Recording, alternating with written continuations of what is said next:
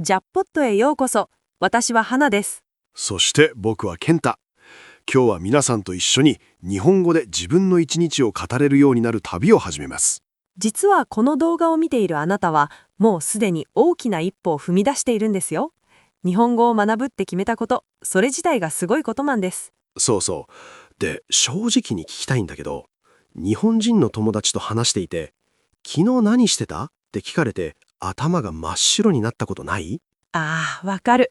単語は知ってるのに文章にできない。時間の言い方もあやふやで、結局、ばっかり言っちゃうやつ。まさにそれ。でも安心して。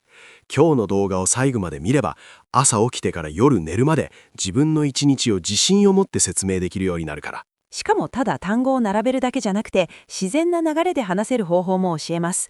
日本人が実際に使う表現、つなぎ言葉、そういう細かいところまでカバーしていくので。この動画では5つのステップで進めていくよ。まず1つ目、一日を語るための基本的な動詞と時間表現を学びます。2つ目は、それを使ってシンプルな文を作る練習。3つ目、文と文をつなげて1つのストーリーにする方法。4つ目は、もっと自然に聞こえる表現にレベルアップするテクニック。そして最後、実際の会話を通して練習します。丁寧な場面とカジュアルな場面、両方ね。それと一つ大事なこと。日本語には丁寧な話し方とカジュアルな話し方があるんだけど、そうそう、先生や上司、初めて会う人には丁寧に話す。友達や家族にはカジュアルに話す。これ結構重要なポイントなんです。今日は基本として丁寧な形、つまりマス形を中心に教えていくね。これさえ覚えておけば、どんな場面でも失礼にならないから。じゃあ準備はいい？ノートとペン用意できた？この動画が役に立ちそうだなって思ったら、ぜひいいねボタンを押してもらえると嬉しいです。それじゃ、始めましょう。早速、あなたの一日を日本語で語るための材料を揃えていきましょう。じゃあまず、一日の中でみんなが絶対やることって何だろ朝起きて、ご飯食べて、仕事や学校に行って、そういうこと？う？そうそう。実はそういう動作を表す動詞さえ知っていれば、もう半分できたようなもんなんだ。じゃあ、時間帯ごとに見ていきましょう。まず、朝から、朝のルーティーン。起きる。これは起きる。朝目が覚めてベッドから出ることだね。朝ごはんを食べるは、朝ごはんを食べる。朝ごはんが breakfast で、食べるが eat。歯を磨く。これは歯を磨く。歯医者さんでも使う単語だから覚えやすいかも。あと、着替える。着替える。ね。服を変えるって意味。シャワーを浴びる人もいるよね。それはシャワーを浴びる。で、シャワーを浴びる。仕事、学校関連。じゃあ、次、外に出てからの動詞を見ていこう。基本中の基本、行く。これは行く。どこかへ移動するときに使うね。仕事する、または働く。仕事するか働く。どっちでもいいんだけど、働くの方がちょっとフォーマルな感じかな。学生なら勉強する。勉強する。だね。それから何かが始まるときは始まる。終わるときは終わる。例えば、授業が始まるとか、仕事が終わるみたいに使うんだ。夜のルーティーン。一日の終わりに向けて使える動詞をもう少し。まず、帰る。これは帰る。家に戻るってこと。晩ご飯を食べるは晩ご飯を食べる。晩ご飯が dinner ね。日本人はお風呂に入るのが大好き。お風呂に入る。湯船に浸かるあの時間、最高だよね。テレビを見るはテレビを見る。今だと Netflix とか YouTube も見るけど、動詞は同じく見る。そして、一日の最後、寝る、寝る。これで朝から夜までの流れが完成。動詞はこれだけ知っていれば十分なスタートが切れます。でも、動詞だけじゃ文にならないよね。そう。次に必要なのは、いつそれをするのか。時間表現を見ていこう。時間の言い方。まず、時計の時間。何時って言うんだけど、例えば、7時は7時。8時は8時。半分は半。だから、7時半は7時半。分は分か分。10分は10分。20分は20分。ちょっとややこしいけど、慣れれば大丈夫。それから、具体的な時間じゃなくて、ざっくりした時間帯を言いたい時もあるよね。朝は朝。モーニングのこと。午前中っていうと、午前の時間帯全体を指します。午前中。お昼は昼、午後は午後で afternoon。夜は夜。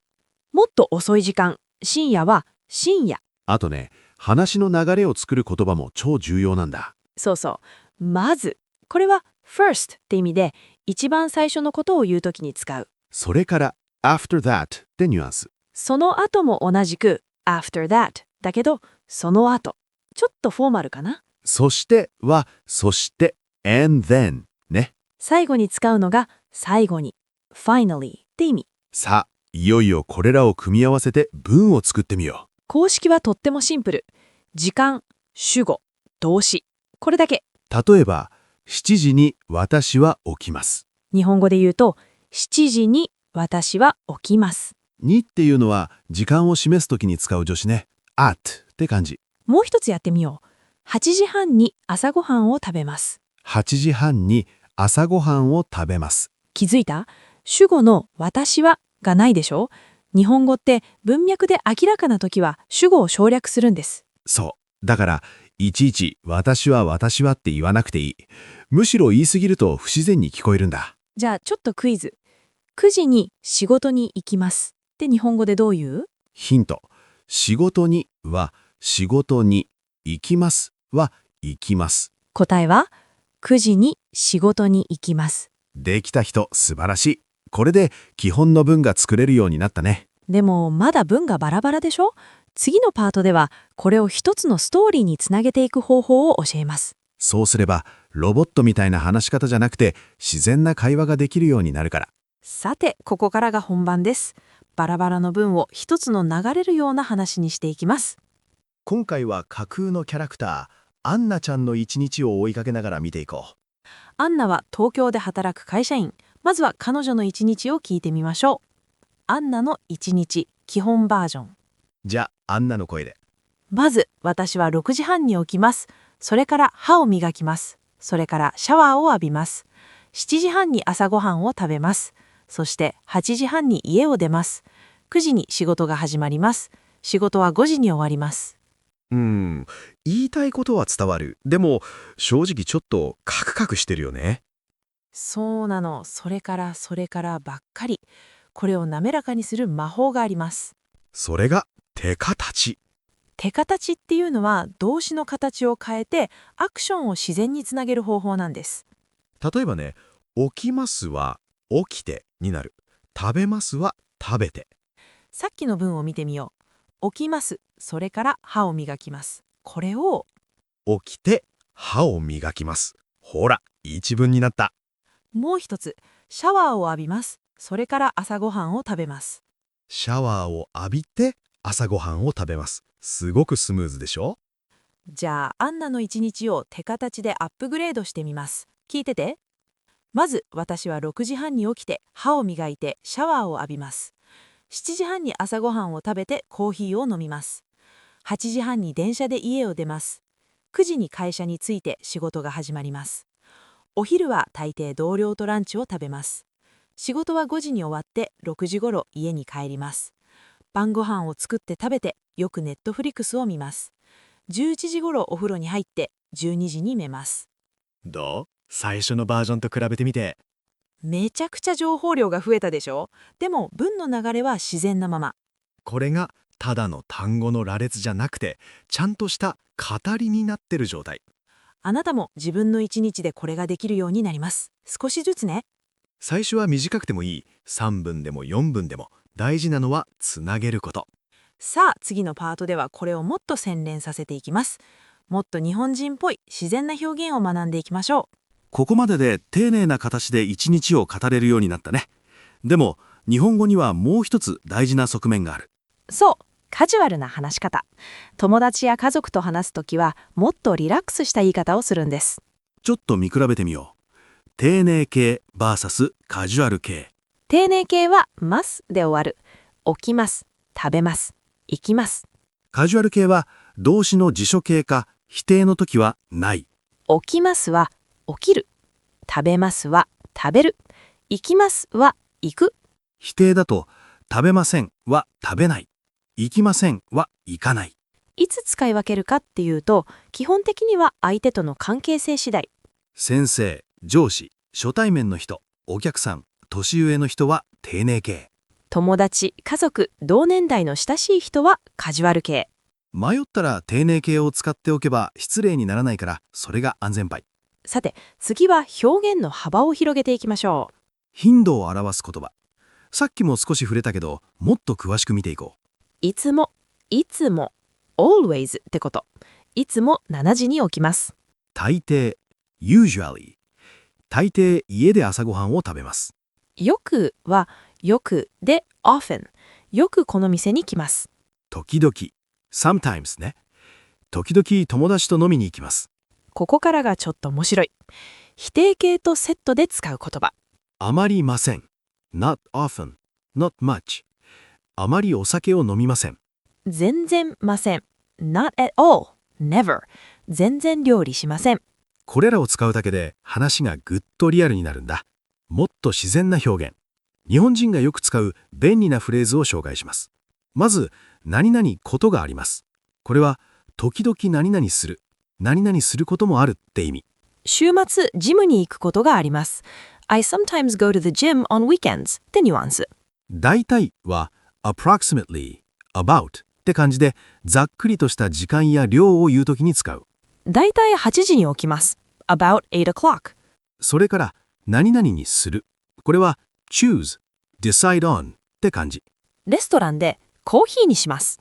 I'll have coffee。今日は早く帰ることにします。I'll decide to go home early today。次はあなたの生活に合わせてカスタマイズする番です。趣味や習慣の語彙。仕事や学校だけじゃなくて自分がやってることを表現できるようにしよジムに行く、ジムに行く。運動する人は必須の表現。う。散歩する、散歩する。犬の散歩もただのウォーキングも。ゲームをする、ゲームをする。今やほとんどの人がやってるよね。読書するは本を読むこと。友達と会う、meet up with friends。買い物に行くは go shopping。あとは音楽、音楽を聴く。料理好きなら料理する。で、これらを自分の生活に当てはめればいいんです。さっきのアンナの話を思い出して、仕事のところを大学に変えたら学生の話になる。ネットフリックスを見ますをゲームをしますに変えたらそれはゲーマーの一日。つまり、テンプレートは同じで単語を入れ替えるだけ。最初はそれでいいんです。完璧を目指さなくていい。むしろシンプルに始めて少しずつ肉付けしていく方が上達が早い。自然な省略。もう一つ日本人が自然にやってることがあります。それは省略。特にカジュアル会話だといろいろ省くんだ。例えば、私はってさっきも言ったけど、ほとんど言わない。朝ごはんを食べるも文脈で明らかなら朝ごはん食べるでいい。助詞も省略されることがある。例えば、どこ行くみたいに、正式にはどこに行くだけど。でもこれは慣れてから。最初のうちはちゃんとした形で覚えて後で崩していく方が安全。そうそう、基礎がしっかりしてないと間違った省略をしちゃうから。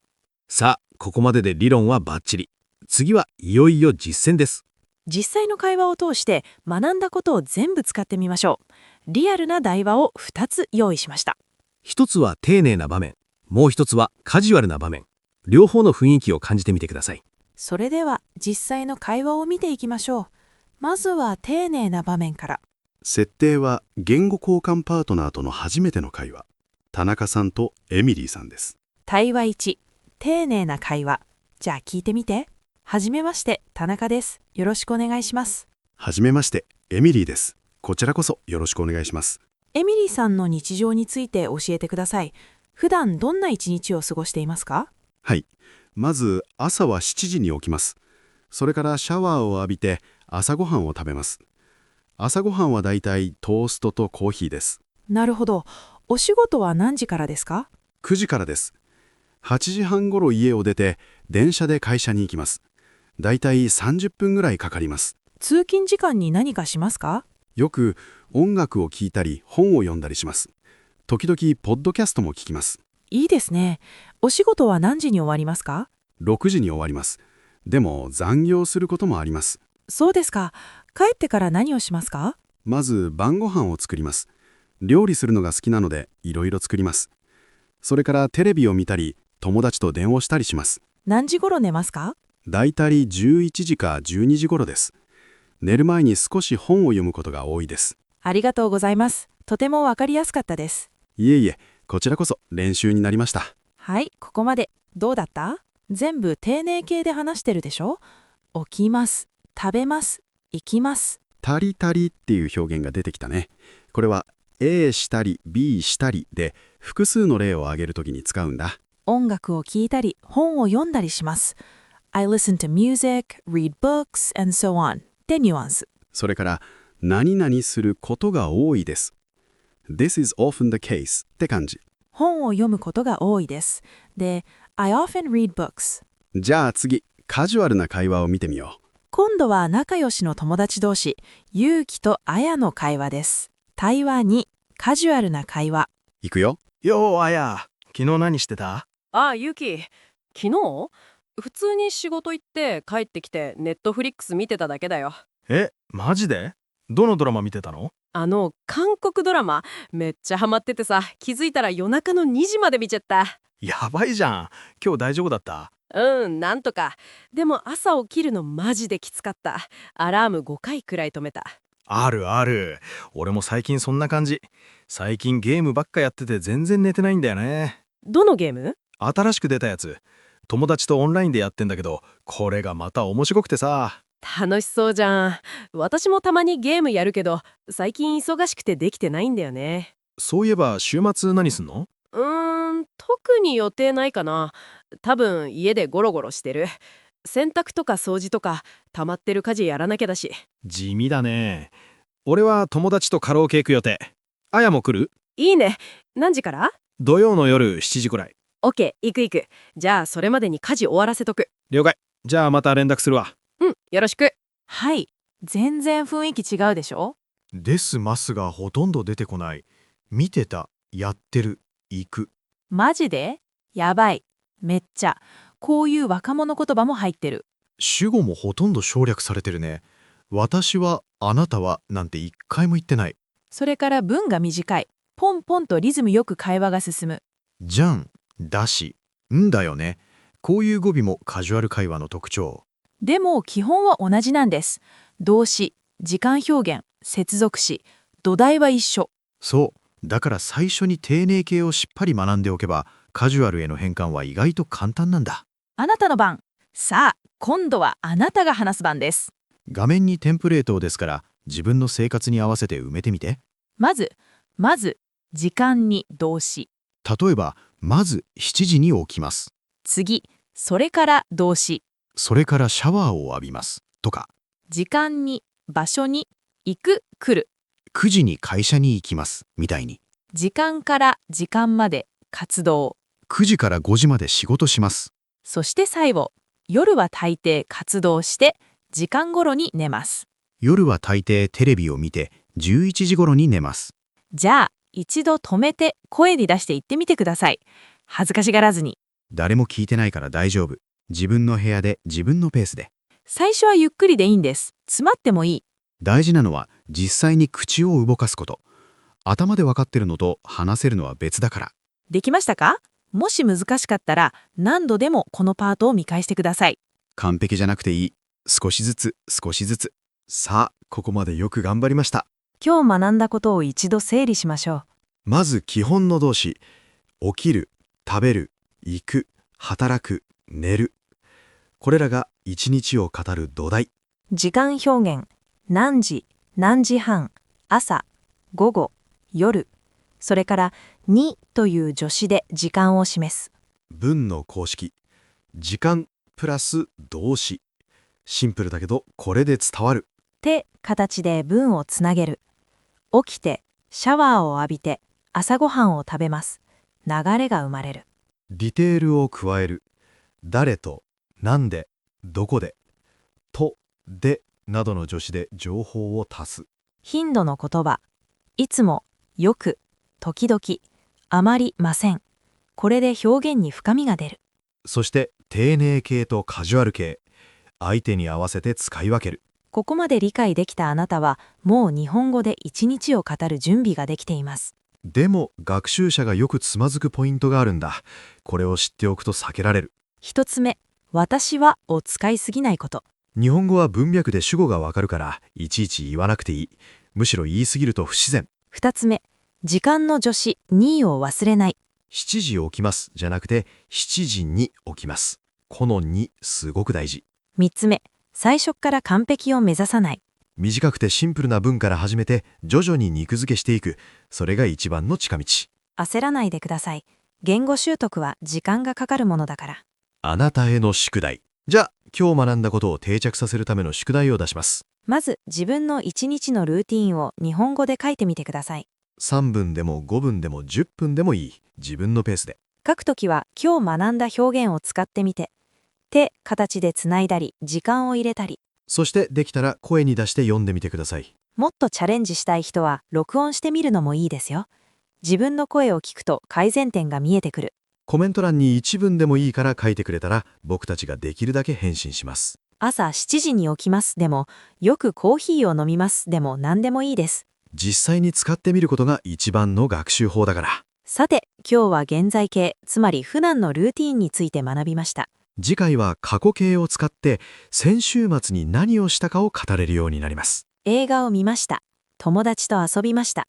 美味しいものを食べました。過去の出来事を語れるようになると会話がもっと楽しくなるよ。だから次回もお楽しみに。最後に、今日この動画をここまで見てくれて本当にありがとう。あなたが日本語を学んでいること、それ自体が素晴らしいことです。言語を学ぶのは簡単じゃない。でも続けていれば必ず話せるようになる。私たちも全力でサポートしていくので、一緒に頑張りましょう。この動画が役に立ったなと思ったら高評価ボタンを押してもらえると嬉しいです。チャンネル登録もぜひ、次の動画も見逃さないようにベルマークも押しておいてください。コメントも待ってます。質問でも自分の一日でも何でもいいから書いてみてね。それではまたね。またね。2人、ありがとうございました。